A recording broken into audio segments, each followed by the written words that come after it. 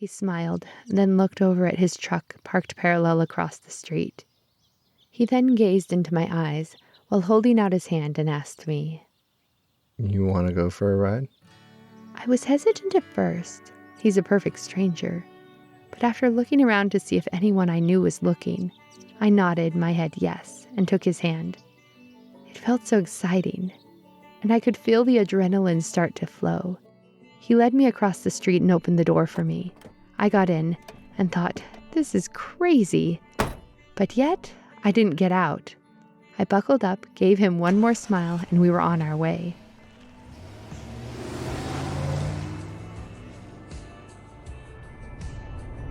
"So who is she?"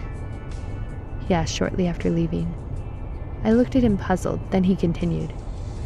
"Well, I didn't mean to pry, but on the phone you told your mama she'd love that." I sat there staring out the front window, reluctant to tell him I have a daughter, let alone 2 kids. I'm not sure why. I just met him. But I finally told him. My daughter. My mom asked if she could get her from school today. He nodded his head and turned his eyes back to the road. I guess I seemed flustered because he looked back at me and said, "That doesn't scare me, by the way. I love kids." Why on earth would I be worried about scaring you? I said, kind of playful. You never know. He responded in a light-hearted way. I shook my head at him and bit my lip. Then I noticed we'd been driving for almost 25 minutes.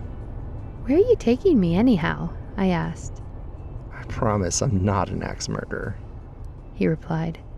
That's what all the axe murderers say, I snickered. Just then, we turned down a dirt road that didn't look like it had a name on a map.